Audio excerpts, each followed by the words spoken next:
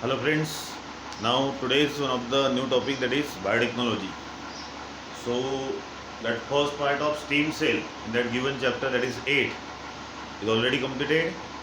Some short topic is there, तो जो हम online पे direct online actual class में ले लेंगे. And now the basic point regarding to the biotechnology, क्योंकि आगे का जो पूरा चैप्टर हमको पढ़ना है, that is the second part of that chapter, is totally based on application of biotechnology. तो एप्लीकेशन से पहले हमको ये देखना पड़ेगा कि बायोटेक्नोलॉजी है क्या, क्योंकि 9th में हमको बायोटेक्नोलॉजी दिया था लेकिन बहुत शॉर्ट टर्म में दिया था. And now very vast applications are there in class और standard 10. Okay, so first we get the define. So biotechnology, bio means living thing simply. Okay, अब लिविंग थिंग में क्या आएगा, तो माइक्रोब भी आएंगे, प्लांट्स भी आएंगे, एनिमल्स भी आएंगे, ह्यूमन भी आएगा. ये जो भी लिविंग थिंग्स होते हैं, ये लिविंग थिंग के जो डिफरेंट पार्ट्स है, बॉडी पार्ट्स है, वहाँ पे आपको यूज़ करना है टेक्नोलॉजी का. अब टेक्नोलॉजी मतलब क्या, तो simply it is the artificial genetic change करना होता है. आपको पता है जेनेटिक चेंज मतलब हमारे बॉडी में जीन्स होते हैं and each single gene control the single character of body. फिर चाहे वो बैक्टीरिया हो, प्लांट हो, एनिमल हो या ह्यूमन हो, one gene control the one character. ये हमने पढ़ा है. अब ये जो कैरेक्टर है, ये अगर आपको डिज़ायरेबल कैरेक्टर चाहिए, डिज़ायरेबल का मतलब क्या, तो आपको एक पर्टिकुलर कैरेक्टर है प्लांट का, उसको चेंज करना है. चेंज क्यों करना है, तो आपको वो बहुत अच्छा चाहिए. जैसे हमारी इच्छा होती है कि भाई एक प्लांट है, that plant can easily produce the 50 number of fruits. तो अगर मुझे ऐसा कुछ मिला, जैसे हम जादुई चिराग बोल सकते हैं इसको, कि भाई वो एक प्लांट जो 50 नंबर मतलब 50 अमाउंट में फ्रूट प्रोड्यूस कर रहा है, और अगर उसमें आर्टिफिशियल जेनेटिक चेंज किया जाए तो वही प्लांट 100 या 200 के अमाउंट में भी फ्रूट प्रोडक्शन कर सकता है. मतलब एक्चुअली हमारा इनकम बढ़ेगा. और यही चीज़ हो सकती है एनिमल के बारे में या ह्यूमन के बारे में. जैसे बहुत सारे अलग अलग डिसीज़ होते हैं, तो डिसीज़ पे जो ट्रीटमेंट हम ढूंढते हैं ना, आज जो भी दवाई या एंटीबायोटिक, ये सब आगे हमको बात करना है अभी. तो ये सब टेक्नोलॉजी है. तो नॉर्मल टेक्नोलॉजी मतलब क्या, तो सिंपली टेक्निक और various processes that are use for human welfare. अब बायोटेक्नोलॉजी की बात कर रहे हो हम, चाहे बैक्टीरिया हमारे यूज़फुल के लिए बनाए जाए या प्लांट बनाए जाए, फ़ायदा तो हमें ही हो रहा है ना, that is whole human race. So that is the word human welfare.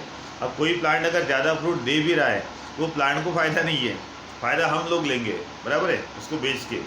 तो ये जो भी चीज़ें हो रही है, that is only for human welfare. और हो क्या रहा है, तो सिंपली हम आर्टिफिशियल जेनेटिक चेंज कर रहे हैं. आर्टिफिशियली वो जो जीन होता है पर्टिकुलर कैरेक्टर के लिए, हम उसको चेंज कर रहे हैं यूजिंग हाइब्रिडाइजेशन टेक्निक. अब हाइब्रिडाइजेशन हमने पढ़ा है, व्हेन टू प्लांट्स और two simply cells are cross. अब अगर दो प्लांट है, मैंने लास्ट ईयर आपको ऑरेंज प्लांट का एग्जाम्पल भी दिया था, कि जब हम दो प्लांट क्रॉस करेंगे तो वो दोनों प्लांट इस तरीके से होंगे कि वो दोनों प्लांट में कुछ ना कुछ डिज़ायरेबल या अच्छे कैरेक्टरिस्टिक होंगे. Now when we cross that two plant artificially, then similar and very good characters are yes cross. और जो दोनों प्लांट से क्रॉस करने के बाद जो नया प्लांट बनेगा, that new plant shows the all desirable characters which we have to actually insert in that plant. तो ये सब जो चीज़ें हम करते हैं, that is called as hybridization. Hybridization मतलब क्रॉसिंग ऑफ टू प्लांट. और क्रॉसिंग करने की वजह से जीन में चेंज होगा, लेकिन ये हम सब आर्टिफिशियली कर रहे हैं. So called as artificial genetic change. So how we get the define, so it is the branch of science और we can say that the biology. Okay, so the branch that deals with the study of to bringing the artificial genetic change. तो ये actually हम कर क्या रहे, तो हम कोई भी लिविंग थिंग में उसका जो जीन होता है, वो जीन का चेंज कर रहे हैं, वो भी आर्टिफिशियली. एंड हाइब्रिडाइजेशन, तो आप यहाँ पे एंड भी ले सकते हो या फिर यूजिंग भी बोल सकते हो, using hybridization to make the. अब हाइब्रिडाइजेशन या आर्टिफिशियल जेनेटिक चेंज हम किस में करेंगे, तो ऑर्गेनिज्म के बॉडी में करेंगे. ऑर्गेनिज्म मतलब कोई भी लिविंग थिंग हो सकता है. टू मेक द प्रोडक्ट, अब उससे आपको अलग अलग प्रोडक्ट मिल सकते हैं या मिलते हैं. That all products are beneficial for human welfare. So for human welfare का मतलब all that products which are make using the biotechnology, जो हमारे पूरे ह्यूमन रेस के लिए, ह्यूमन वेलफेयर के लिए, जरा अपन शब्द घेतो मानव जातीच्या कल्याणाकरिता है ना, म्हणजे पूरे ह्यूमन रेस के लिए बहुत अच्छी चीज़ वो होगी या सबके लिए वो बेनिफिशियल होगा. Clear. So overall in short अगर देखा जाए तो क्या है बायोटेक्नोलॉजी, तो हम कर रहे हैं artificial genetic change using hybridization process. दो या दो से ज़्यादा प्लांट भी हम क्रॉस कर सकते हैं, और वो क्रॉस करने की वजह से जो भी चेंज उनके बॉडी में होगा, जीन में होगा। अब जाहिर है जीन में अगर चेंज हुआ तो कैरेक्टर में भी चेंज होगा, लेकिन ये चेंज हमको ऐसा करना है कि वो हमारे डिज़ायर के हिसाब से हो। हमें जैसा चेंज चाहिए वैसा हम कर सकते हैं, and that simple branch is called as biotechnology. Now अब आज बायोटेक्नोलॉजी वास्ट एरियाज में काम कर रही है। ऐसी अप्रोक्सीमेट एक भी ऐसी फील्ड नहीं जहाँ बायोटेक्नोलॉजी का यूज़ नहीं हो रहा है एज पर एज लिविंग थिंग और bio is concern, that is biology. तो various branches of biotechnology are, पहला आ रहा है cytology. Cytology is a branch that deals with the study of cell and total process related to it. पूरे जो cell होते हैं, बॉडी के अलग अलग सेल होते हैं, वो सेल से रिलेटेड जो भी प्रोसेस चलती है और पूरा सेल का स्ट्रक्चर क्या है, फंक्शन क्या है, ये सभी का स्टडी करने वाली जो ब्रांच होती है that is related to only cell, that is called as cytology. तो आज बायोटेक्नोलॉजी का यूज़ करके हमने साइटोलॉजी नाम के ब्रांच में भी बहुत ज़्यादा रिसर्च किया है, इम्प्रूवमेंट की है। Second is the biochemistry. अब बायो मतलब फिर से लिविंग थिंग, एंड केमिस्ट्री आपको पता है जैसे हमारे बॉडी में जो भी हम खाना वगैरह खाते हैं वो भी केमिकली होता है, और पूरे बॉडी में जो केमिकल रिएक्शन चल रही, चाहे वो फूड का डाइजेशन हो या फिर एब्सॉर्प्शन हो, एसिमिलेशन हो, ब्लड सर्कुलेशन हो, तो ये सबके लाइफ प्रोसेस के लिए कोई ना कोई केमिकल वहाँ काम कर रहा है जिसको हम हार्मोन्स बोलते हैं। So simply biotechnology is the branch, biochemistry is the branch that deals with the study of all chemical component and their related reaction in human body as well as organisms body। तो हर living thing के body में जो भी chemical का काम हो रहा है, जो भी केमिकल रिएक्शन हो रही है, वो सबका स्टडी करने वाली ब्रांच मतलब बायोकेमिस्ट्री। तो आज इसमें भी हमने इम्प्रूवमेंट किया यूजिंग बायोटेक्नोलॉजी। थर्ड आ रहा है molecular biology, which is directly related with the DNA, gene and chromosome. आगे आएगा क्योंकि आज डीएनए के बेस पे भी हम बहुत सा चेंज कर रहे हैं। We can replace the gene which is faulty gene अगर बॉडी में है तो उसको भी हम रिप्लेस कर सकते हैं, उसकी जगह नया और बहुत अच्छा जीन हम डायरेक्टली ट्रांसफ़र कर सकते हैं। तो ये सब चीज़ें यहाँ पे हो रही है। So molecular biology include the molecular level study, that is the study of gene, DNA and chromosome. तो ये तीनों के इसमें भी हमने इम्प्रूवमेंट किया है using biotechnology branch. Then genetic engineering. अब नॉर्मल इंजीनियरिंग तो सबको पता है, ये जीन का इंजीनियरिंग है। मतलब इंजीनियर के अलग अलग ब्रांच होते हैं, जैसे मैकेनिकल है, कंप्यूटर है, ये है, वो है। लेकिन हम बात करें यहाँ पे जेनेटिक इंजीनियरिंग, क्योंकि बॉडी में हमारे बहुत सारे जीन हैं and each gene control the single character. तो जेनेटिक इंजीनियरिंग में होता क्या है, तो जो पर्टिकुलर एक फॉल्टी जीन समझो आपके बॉडी में है, या फिर कोई जीन है जो नॉर्मल कैरेक्टर कंट्रोल कर रहा है लेकिन उसको और इम्प्रूव करना है, तो वो इम्प्रूवमेंट जो होती है, या फिर जीन रिप्लेस करना है, तो ये सब चीज़ें जो हम करते हैं that commonly include in the branch called as genetic engineering, gene के बारे में स्टडी करने वाली ब्रांच। उसके बाद स्पेशल दो दिए हमको जो आपको 10th में ये चैप्टर में पढ़ना है। ह्यूमन का भी है लेकिन बहुत ज़्यादा फार्मेसी या एग्रीकल्चर से रिलेटेड आएगा। So as far as pharmacy is concern, अब आपको पता है फार्मेसी इज अ ब्रांच, जैसे मेडिकल में गोलियाँ लाने जाते हैं, टैबलेट्स लाने जाते हैं, तो ये सब जो गोलियाँ डिसीज़ के इसमें हम जो टैबलेट्स वगैरह लेते हैं वो बनाने वाली पूरी ब्रांच मतलब फार्मेसी। जो भी अलग अलग डिसीज आते हैं, जैसे फिलहाल कोरोना भी चल रहा है, इस पर जो वैक्सीन वगैरह निकलेगी या उसकी जो दवाई निकलेगी, that all are commonly include in the pharmacy. तो फार्मेसी में कोरोना तो अभी लेटेस्ट है, लेकिन अभी तक हमने क्या देखा है, तो pharmacy include the production of antibodies. तो एंटीबॉडीज आपको पता है they are the special type of cells make by our immune system which fight off with the disease. अगर कोई वायरस बैक्टीरिया का हमारे बॉडी पे अटैक हो गया, तो जब हम उसको किल करने के लिए दवाइयाँ लेंगे, तो वो दवाइयाँ क्या करती है, तो हमारे बॉडी में कुछ ऐसे स्पेशल बॉडीज़ तैयार करती है जो वो वायरस या बैक्टीरिया को मारेगी, and they are simply the antibodies. Yes, तो एंटीबॉडीज़ का प्रोडक्शन फार्मेसी में बहुत इंपॉर्टेंट माना जाता है, क्योंकि maximum tablet contain antibodies. Contain से अच्छा कि भाई उसमें एबिलिटी होती है कि जब हम वो दवाई लेते हैं तो हमारे बॉडी को एक स्टिमुलस मिलता है कि भाई अभी वो पर्टिकुलर वायरस आपके बॉडी में है, सपोज मलेरिया का है या टाइफाइड का है, तो उससे लड़ने वाले जो फाइटर्स है वो हमारी बॉडी प्रोड्यूस करेगी, और उसी फाइटर्स को हम कहेंगे एंटीबॉडीज़। लेकिन उसके लिए स्टिमुलस ज़रूरी है, and that stimulus is given by yes that particular tablet or we can say that the treatment. आगे डिटेल में दिया है. Then various types of vitamin. अब जैसे हमारे बॉडी को बहुत से न्यूट्रिएंट चाहिए, उसमें स्पेशल न्यूट्रिएंट होता है एक विटामिन, प्रोटीन वगैरह बहुत सारे न्यूट्रिएंट्स होते हैं, और ये सभी हमारे बॉडी में प्रॉपर तरीके से सभी लाइफ प्रोसेस को अच्छे से चलाएंगे. लेकिन कभी कभी क्या होता है कि विटामिन की एक कमी आ जाती है, that is called as deficiency. And if any nutrient is deficient in the body it cause the particular disease. तो ऐसे टाइम में जैसे अब मेरे बॉडी में सपोज विटामिन कम हो गया, विटामिन बहुत सारे हैं, पढ़ा हमने सेकंड चैप्टर में, vitamin A B C D E and K. तो उसमें से एक पर्टिकुलर अगर विटामिन कम हो जाए बॉडी में, क्योंकि हर विटामिन का एक पर्टिकुलर फंक्शन डिसाइड होता है, और अगर वो विटामिन मेरे बॉडी में कम हो गया तो जाहिर है वो पर्टिकुलर फंक्शन डिस्टर्ब हो जाएगा. ऐसे टाइम में मुझे कुछ ना कुछ डिसीज़ होगा, and then we take the yes tablet, या फिर वो विटामिन हमको बाहर से लेना पड़ेगा. तो बाहर लेबॉर्ट्री में वो जो विटामिन बनाया जाता है, वो बनाने की प्रोसेस भी आती है यस इन द बायोटेक्नोलॉजी. जैसे एंटीबॉडीज़, विटामिन्स, उसके बाद हार्मोन्स, जैसे इंसुलिन आपको पता है डायबिटीज़ वाले पेशेंट को इंसुलिन का इंजेक्शन लेना पड़ता है. तो ये इंसुलिन एक्चुअली बन कहाँ रहा है, तो लेबॉर्ट्री में. हाँ, पहले हम एनिमल के बॉडी से निकालते थे, लेकिन वो बहुत कॉस्टली था, प्रोसेस बहुत लंबी थी. लेकिन आज हमने बहुत ज़्यादा इम्प्रूवमेंट कर लिया है यूजिंग बायोटेक्नोलॉजी, इसीलिए वो इंसुलिन लार्ज अमाउंट में भी बन रहा है और थोड़ा सस्ता भी हो गया है. तो ये सब एंटीबॉडीज, विटामिन या वैक्सीन वगैरह जो हम बनाते हैं, that is commonly include in the field of pharmacy.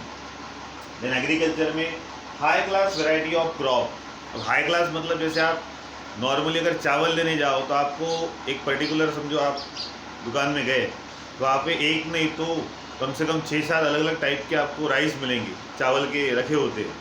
तो ये आप पैसे पूछते हो, ये क्या किलो है, वो क्या किलो है, तो कुछ बहुत महंगा होता है. बनी क्यों भाई ये महंगा है, तो आप वो बोलते हैं सर ये बहुत अच्छे क्वालिटी का है. सो हाई क्लास वैरायटी का मतलब क्या है कि राइस या कोई भी जो क्रॉप है सीरियल्स है, वो पर्टिकुलर सीरियल या क्रॉप हमको जो न्यूट्रिएंट दे रहा है उसका अमाउंट उसमें बड़ा है, ज़्यादा है.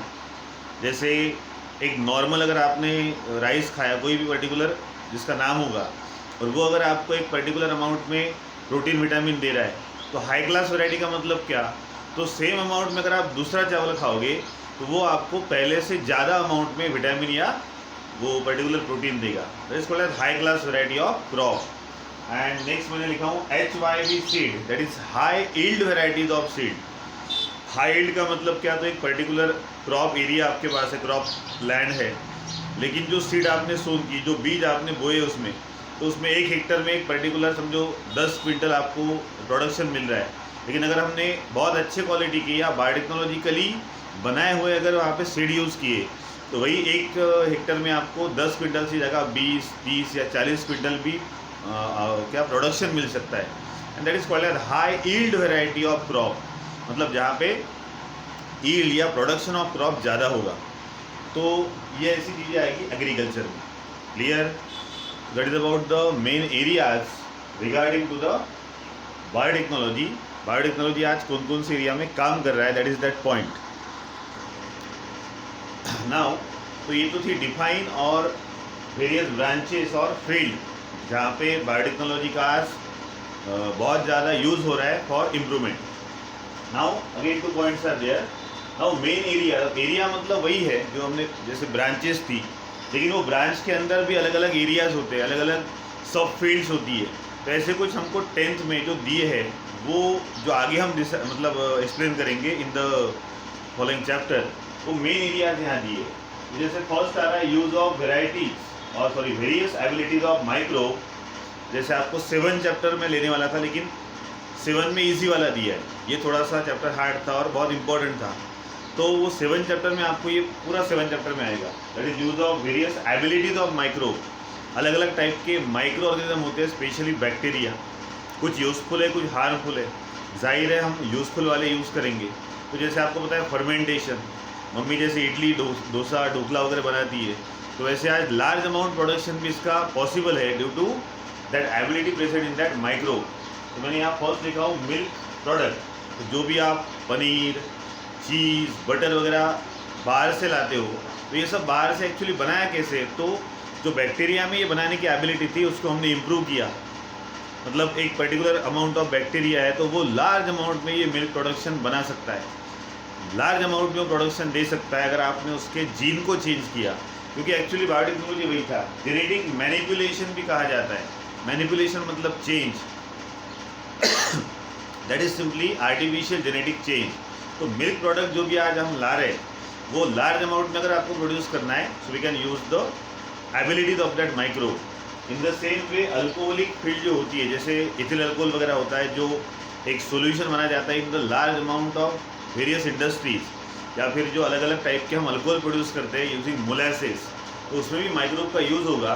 तो अगर आपको ये लार्ज अमाउंट में बनाना है तो उसके लिए भी हम जेनेटिक चेंज करके उसका प्रोडक्शन बढ़ा सकते हैं।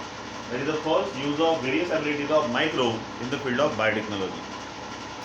Second, use the productivity of cell to produce various very important nutrient. अब जैसे हमारे बॉडी में है, अब जैसे एंटीबॉडीज हमने अभी कहा, तो जब वो स्टिमुलस एंटीबॉडी के लिए हमको मिलेगा तभी हमारी बॉडी एंटीबॉडीज़ बनाएगी। लेकिन आज आर्टिफिशियल एंटीबॉडीज़ प्रेजेंट है। मतलब अगर मुझे मलेरिया हुआ और मलेरिया के जर्म्स को मारने के लिए अगर XYZ नाम का एंटीबॉडी चाहिए तो पहले मुझे वो टैबलेट लेना पड़ेगा। फिर वो टैबलेट जब मेरे बॉडी में जाएगा तो मेरे इम्यून सिस्टम को उससे स्टिमुलस मिलेगा और फिर मेरी इम्यून सिस्टम वो XYZ बनाएगी वो antibody, and then that XYZ antibody can kill the malarial germ. इसको टाइम तो लगेगा, तो ये टाइम जब जितना लगता है उतने इसमें वो मलेरिया थोड़ा सा और बढ़ जाता है। तो आज यूजिंग बायोटेक्नोलॉजी क्या होता है, तो एक्चुअली वो XYZ नाम का एंटीबॉडीज़ हम बना चुके हैं लेबॉर्ट्री में। तो फिर ये टैबलेट से लेने से अच्छा है कि डायरेक्ट वो एंटीबॉडी लो, क्योंकि जब वो लेंगे तो डायरेक्टली वो बॉडी में जाके इम्यून सिस्टम के साथ मिल के मलेरियल जर्म्स को किल करना शुरू कर देगा। हमारे बॉडी को उसको बनाने को टाइम लगेगा, लेकिन वो अगर रेडीमेड अवेलेबल है so it can easily cure the disease in very short time. That is the benefit of antibodies.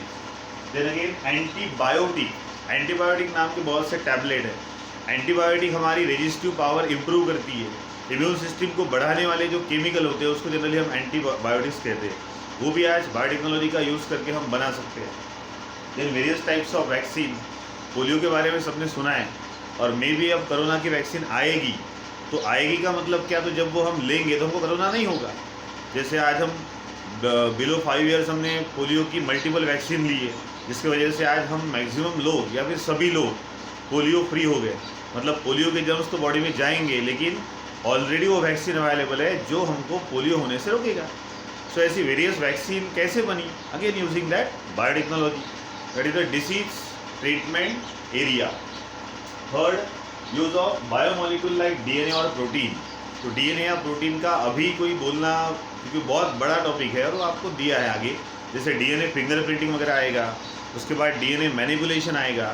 तो ये सब हम एक्चुअल टॉपिक में लेंगे, लेकिन बायोमोलिक्यूल का DNA और प्रोटीन का यूज़ भी जनरली किया जाता है in biotechnology. Then gene manipulation for plants and animal. अभी वर्ड मैंने यूज़ किया मैनिपुलेशन, मतलब चेंज। जैसे स्टार्ट में मैंने बताया था कि जो भी आपको प्लांट का कैरेक्टर चेंज करना है, आपको जैसा कैरेक्टर चाहिए वैसा अगर लाना है, तो वो कैरेक्टर के लिए जो रिस्पॉन्सिबल जीन होगा उसको मैनिपुलेट करो, मतलब चेंज करो, ताकि आपको जो चीज़ चाहिए, जो कैरेक्टर डिज़ायरेबल चाहिए, वो आपको वो जीन देगा। That is called as gene manipulation and it is commonly use in the plant as well as animal. आप एनिमल में भी जैसे हाई मिल्क प्रोडक्शन वाला जो जीन होता है उसको हमने चेंज किया, क्रॉसिंग करके, हाइब्रिडाइजेशन करके। ये भी हमको लेटर चैप्टर में दिया है। And then use of genetic and non genetic technique. तो बहुत सी जेनेटिक टेक्निक होती है that is related to gene. कुछ नॉन जेनेटिक टेक्निक है जहाँ पे जीन का डायरेक्टली इन्वॉल्वमेंट नहीं है, लेकिन ऑर्गन का हो सकता है, टिश्यू का हो सकता है। तो ऐसे ऑर्गन टिश्यू के लेवल पर भी आप बायोटेक्नोलॉजी का यूज आज देख सकते हो। Okay, so that is about the main areas of biotechnology. अब रहा सवाल बेनिफिट का, तो ये थोड़ा मैं दूसरे वीडियो में डालूंगा क्योंकि वीडियो बहुत बड़ा हो रहा है। सो आज हमने देखा बायोटेक्नोलॉजी की एक्चुअल डिफाइन, उसके वेरियस ब्रांचेस एंड कौन कौन से मेन फील्ड है। वैसे तो बहुत सारे हैं, लेकिन हमको 10th में दी है, उनका थोड़ा सा एक बेसिक रिप्रेजेंटेशन यहाँ पे दिया था। बाकी जो आगे आएगा वो हम एक्चुअली एक तो यूट्यूब या ऑनलाइन क्लास में कंटिन्यू करेंगे। Okay, thank you.